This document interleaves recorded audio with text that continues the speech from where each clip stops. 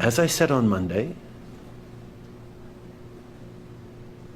there are credible reasons to believe that agents of the government of India were involved in the killing of a Canadian on Canadian soil.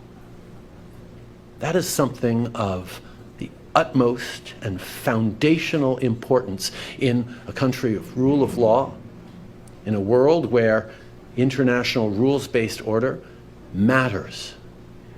We have a rigorous and independent justice system and robust processes that will their course, and we call upon the government of India to engage with us to move forward on getting to the truth of this matter. Hello, Mr. Trudeau. Mackenzie Gray with Global News. So far, none of the US, UK, Australia, or New Zealand have echoed the allegations about India. We know you gave a heads up to some of those world leaders. Did you ask them to publicly condemn New Delhi? As a country of the rule of law, we have an obligation to ensure that those processes unfold in a rigorous and independent manner, and that is what we are ensuring. At the same time, we are ensuring that Canadians stay protected and that we stand up for the international rules-based order.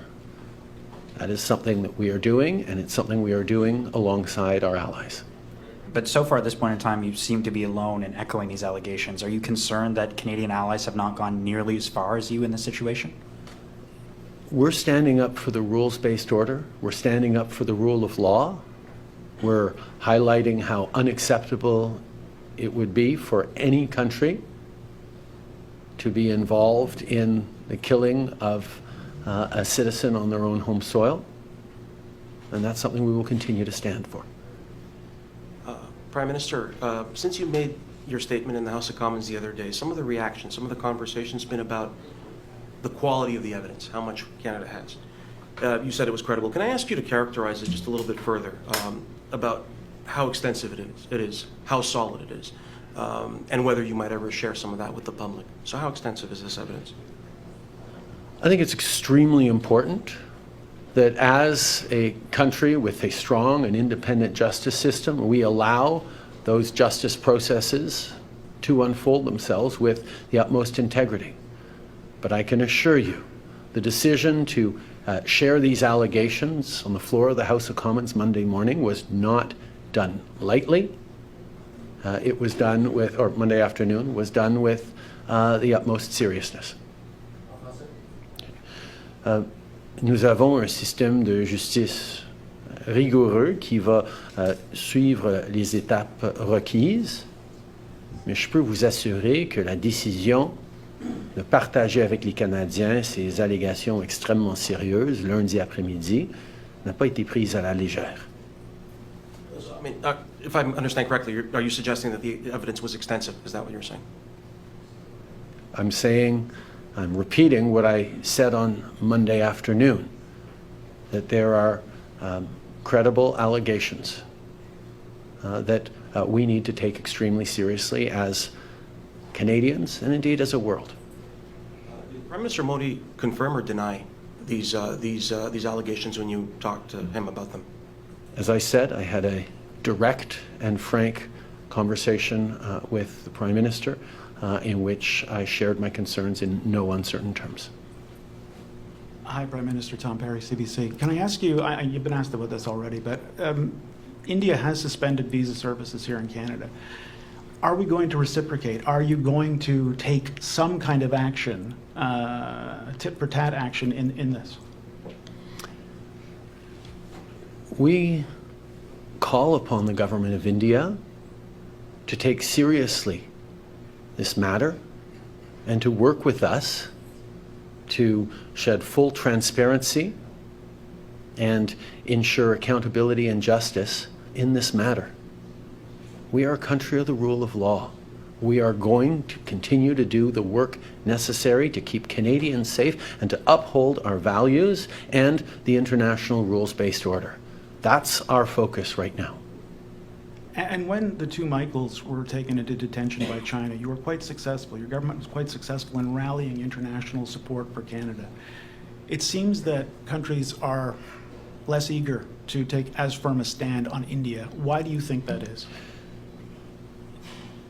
In the situation of the two Michaels, Canada grounded itself in the rule of law, in our values, in upholding our international treaties and obligations, and demonstrated that as a country of the rule of law, we will remain anchored in it. That's what we did as a country, and that's what we do on the international stage, whether we're standing up for Ukraine or emphasizing the importance of the international rules-based order in other contexts. The rule of law is there to protect Canadians, it's there to protect all citizens around the world, and Canada will always be crystal clear on our defense of that for the protection and safety of everyone.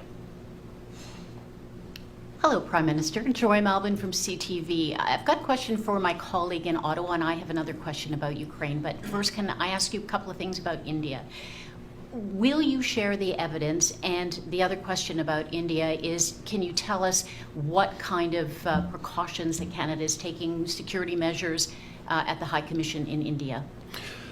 First of all, Canada has a rigorous and independent justice system that we trust to follow through the processes. As a country of the rule of law, we will ensure that those processes are strictly abided by and respected.